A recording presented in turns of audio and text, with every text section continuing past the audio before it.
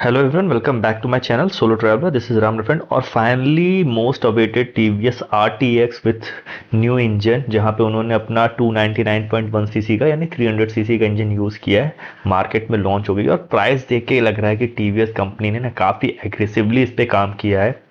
इसका जो ex showroom price है वो आपका 1,99,990 होने वाला है, यानी 2 लाख रुपए एक्स शोरूम में मिलने वाली है ये। तो इसका मतलब ऑन रोड आते आते ये आपकी करीबन 2.5 लाख या फिर 2,60,000 के बीच पड़ेगी। तो 2,60,000 रुपए के अंदर आपको एक 300 सीसी की एडवेंचर टूरर बाइक मिलने वाली है।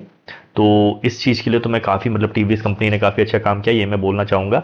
एक चीज़ है कि ये आपकी एक मतलब मोर ऑफ द टूरर है, आपका एडवेंचर टूरर है, हार्डकोर ऑफ रोडर नहीं है। टीवीएस ने अपने प्रोमो शूट में काफ़ी कुछ दिखाया उसमें जंप वम कराते हुए, तो जाहिर सी बात है वो आप करा सकते हो। बट हाँ, यहाँ पे आपको फ्रंट में और रियर में दोनों में ही आपको एलॉय व्हील्स मिलते हैं। यहाँ पे आपको स्पोक व्हील्स या ट्यूबलेस स्पोक व्हील्स नहीं मिल रहे, इसलिए मैं बोल रहा हूँ कि ये आपकी हार्डकोर ऑफ रोडर नहीं है। It's more like a adventure tourer bike. किससे मैं कंपेयर कर सकता हूँ, जैसे आपकी BMW की GS 310 है। इन सारी बाइक्स के साथ इसका कंपैरिजन ज़्यादा बेटर रहेगा। अगर आप इसको हिमालयन से कंपेयर करना चाहते हो या एक्सपल्स से कंपेयर करना चाहते हो, तो वो लोग आपका प्रॉपर मतलब हार्डकोर ऑफ रोडर बाइक्स हैं। वहाँ पे आपको स्पोक व्हील्स देखने को मिल जाते हैं। फ्रंट में जो व्हील्स हैं वो भी आपको 21 इंच के देखने को मिल जाते हैं, बट यहाँ पे आपको 19 इंच का फ्रंट व्हील देखने को मिलता है और रियर में आपको 17 इंच का व्हील देखने को मिल जाता है। तो थोड़ा सा मैं आपको स्पेसिफिकेशन के बारे में बता देता हूँ कि यहाँ पे फ्रंट में आपको जो इंजन है वो आपको 299.1 सीसी का मिलता है। Single cylinder liquid cool DOHC 4 stroke engine है। और एक चीज़ और है कि यहाँ पे आपको 36 PS की पावर मिल जाती है 9,000 RPM के ऊपर, और 28.5 न्यूटन मीटर का टॉर्क मिल जाता है 7,000 RPM के ऊपर। तो जो पावर है वो अभी तक जो आपका 310 सीसी का इंजन यूज करते आ रहे थे आपका RR 310 में या RTR 310 में, उससे पावर जो है वो आपको रिड्यूस मिल रही है, लेकिन टॉर्क ऑलमोस्ट उतना ही आपको देखने को मिल जा रहा है। तो यहाँ पे टॉर्क पे ज़्यादा काम किया है। और जाहिर सी बात है, अगर आपकी थोड़ी सी एडवेंचर टूरर है तो यहाँ पे आपको टॉर्क की ज़्यादा रिक्वायरमेंट भी होगी, ताकि आप पहाड़ पे हिलीज एरियाज में इसको इजीली चला सको। फीचर्स के लिए बहुत काम किया गया। जैसे कि मैं बोलता आ रहा हूँ कि भाई इस समय इंडियन इंडस्ट्री में अगर फीचर्स की दुकान आपको देखनी है तो आप टीवीएस कंपनी में चले जाओ। चाहे RR 310 है, चाहे RTR है, इतने सारे फीचर्स आपको देखने को मिल जाते हैं। तो यहाँ पे भी वो सेम सारी चीज़ें देखने को मिल जाती हैं। यहाँ पे आपको राइड बाय वायर देखने को मिल जाता है। यहाँ पे आपको बाई डायरेक्शनल क्विक शिफ्टर देखने को मिल जाता है। तो जी हाँ, यहाँ पे आपको क्विक शिफ्टर भी देखने को मिल जाता है। क्रूज कंट्रोल भी देखने को मिल जाता है, जो कि बाकी टीवीएस की बाइक्स में अभी जो बड़ी बाइक्स हैं जैसे RTR 310 हो गया, RR 310, इनमें देखने को मिल रहा था। तो यहाँ पे आपको क्रूज कंट्रोल भी देखने को मिल जाता है। मैप मिररिंग भी देखने को मिल जाती है, मतलब आपकी जो इसकी स्क्रीन है ना उस पर आप मैप को मिरर कर सकते हो। तो आपको अलग से फ़ोन उन कहीं लगाने की ज़रूरत नहीं होगी, स्क्रीन पे ही आप गूगल मैप को देख सकते हो। तो ये चीज़ बहुत अच्छी है। फ़ोन होना एक्चुअली हैंडल पे लगाने में कई प्रॉब्लम्स आ जाती हैं, वो काफ़ी शेक करता है, फ़ोन का कैमरा भी ख़राब हो जाता है, स्पेशली अगर आपके पास आईफोन है, ऑप्टिकल जूम है उसमें, तो वो सारी चीज़ें ख़राब हो सकती हैं। ब्लूटूथ कनेक्टिविटी है वो देखने को मिल जाती है। ट्रैक्शन कंट्रोल देखने को मिल जाता है। 4 राइडिंग मोड देखने को मिल जाते हैं। अर्बन मोड हो गया, रेन मोड हो गया, टूर हो गया और रैली हो गया। तो ये 4 राइडिंग मोड आपको देखने को मिल जाते हैं। साथ ही यहाँ पे आपको एडजस्टेबल लीवर देखने को मिल जाते हैं। पायनियर माउंटिंग करने के लिए आपको प्रोविजंस देखने को मिल जाते हैं। टॉप केस माउंटिंग करने के लिए आपको प्रोविजंस देखने को मिल जाते हैं। तो ये सारी चीज़ें आपको एक प्रॉपर जो आपको एक एडवेंचर बाइक्स में देखने को मिलनी चाहिए वो आपको देखने के लिए मिल जाती है। फ्रंट में अगर मैं बात करता हूँ तो आपको 19 इंच के एलॉय व्हील्स देखने को मिल जाएंगे। और 19 इंच के जो एलॉय व्हील्स हैं वहाँ पे आपको फ्रंट में 110/80 सेगमेंट के टायर देखने को मिल जाते हैं। तो आपको चौड़े टायर देखने को मिल रहे हैं, 19 इंच के अलॉय व्हील्स देखने को मिल जा रहे हैं। और साथ ही डुअल चैनल आपको ABS देखने को मिल जा रहा है फ्रंट में। और जो ABS है वो आपका स्विचेबल है, यानी कि आप सुपर मोटो मोड में लगा सकते हो। पीछे वाला जो ABS है, जाहिर सी बात है ऑफ रोडिंग अगर आपको करनी है तो पीछे वाला ABS आप ऑफ कर सकते हो, ताकि इजिली बाइक को आप जंप करा सको या फिर ब्रेकिंग जो है वो ज़्यादा स्ट्रॉन्ग कर सको इन सारी चीज़ों के लिए। तो पीछे वाला एबीएस आप ऑफ कर सकते हो, वो आपका स्विचेबल एबीएस है। सस्पेंशन की बात कर लेता हूँ तो यहाँ पे 41 mm के आपको अप साइड डाउन सस्पेंशन यानी यूएसडी सस्पेंशन आपको फ्रंट में देखने को मिल जाते हैं। उसकी अगर आप और ऊपर चलोगे तो फ्रंट में आपको डुअल एलईडी लाइट्स देखने को मिल जाती हैं। तो नॉर्मली जैसा आपको आपको आरटीआर में भी देखने को मिलता है या आरआर थिएटर में देखने को मिलता है, तो दो आपको एलईडी लाइट्स देखने को मिल जाएंगी। और ये आपकी सेम वो साइबॉर्ग वाली लाइट्स हैं जो आपकी स्पीड के हिसाब से अपनी जो डेंसिटी है उसको घटा बढ़ा सकती है। यानी अगर आप जितनी ज़्यादा फास्ट चलाओगे बाइक, उसकी जो प्रोजेक्शन है वो उतना ज़्यादा दूर होता जाएगा, उतना ज़्यादा स्ट्रॉन्ग होता जाएगा। और लाइट के लिए मैं हमेशा बोलता हूँ, चाहे आप आरटीआर ले लो या आरआर थिएटर ले लो, लाइट दोनों की जो हेडलाइट है वो बहुत तगड़ी है। आपको कोई भी बाहर से आफ्टर मार्केट लाइट लगाने की ज़रूरत नहीं है। तो यहाँ पे भी मुझे लगता है, अभी टेस्टिंग नहीं की है मैंने, बट हाँ यहाँ पे भी आपको आफ्टर मार्केट लाइट लगाने की ज़रूरत नहीं पड़ेगी। डीआरएल्स काफ़ी प्यारे से देखने को मिल जाते हैं। फ्रंट पे आप बड़ी सी आपको एक विंडशील्ड देखने को मिल जाएगी। तो ये भी सारी चीज़ें जो एडवेंचर बाइक्स में होती हैं वो देखने को मिल जाएगा। एक और चीज़ है, फ्रंट में आप देखोगे ना डुअल मड गार्ड लगा है, मड गार्ड के ऊपर एक और मड गार्ड है जो आपका हेडलाइट के नीचे से निकल के आता है। तो वो जो चीज़ है ना वो आपका एक्सेसरीज का पार्ट है, मतलब वो बाइक के साथ अगर आप खरीदते हो तो आपको नहीं मिलता, एज ए एक्सेसरीज आप उसको एड ऑन कर सकते हो।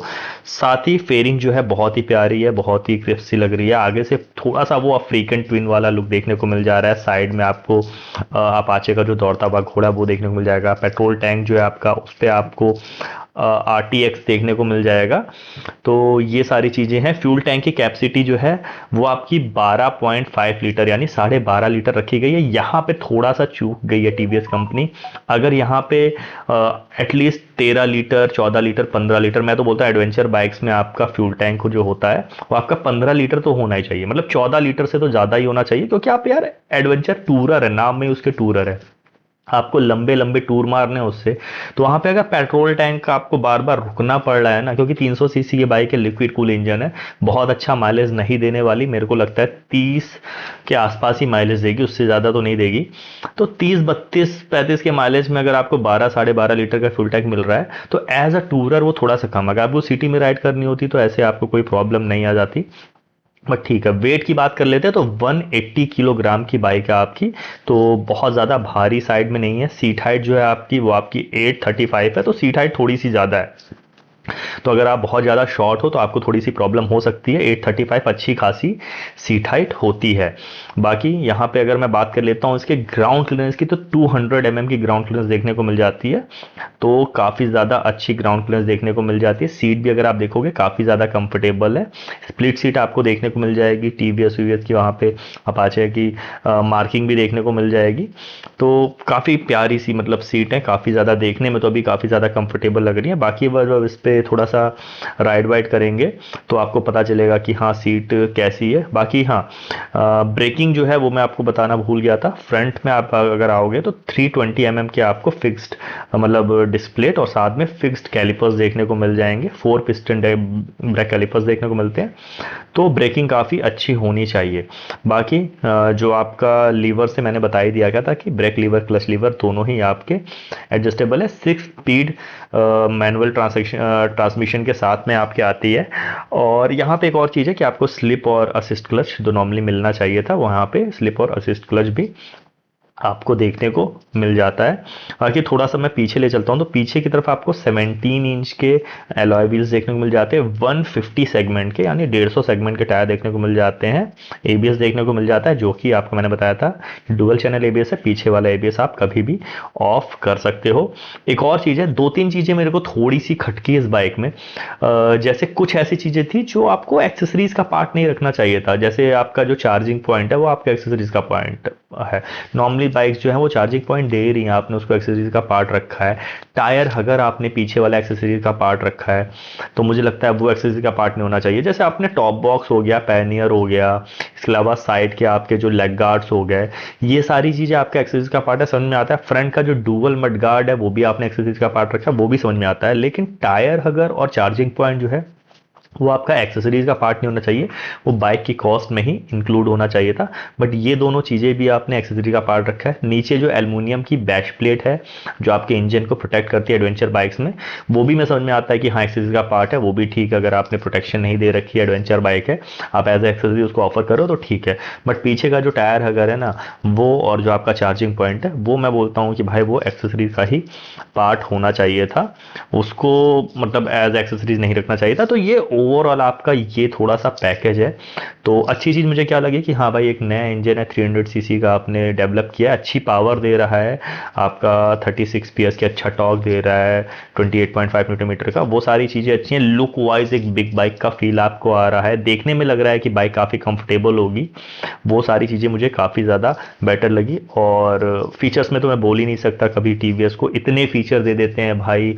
आपका राइड बाय वायर हो गया, क्रूज कंट्रोल हो गया, बाई डायरेक्शनल क्विक शिफ्टर हो गया, मैप मिररिंग हो गया, ट्रैक्शन कंट्रोल हो गया, राइड मोड्स हो गए, जैसे लीवर हो गए, दोस्तों इतने सारे, स्लिप एंड असिस्ट क्लच हो गया, भर भर के फीचर दे देते हैं कि उसमें कहीं से भी बोलने की बात नहीं। तो आप लोग मुझे और बताइएगा आपको टीवीएस की न्यू आरटीएक्स कैसी लगी। और प्राइस पॉइंट के हिसाब से तो मुझे बहुत बेटर लगी, अगर वो दो तीन चीज़ एक्सेसरीज का पार्ट नहीं रखते।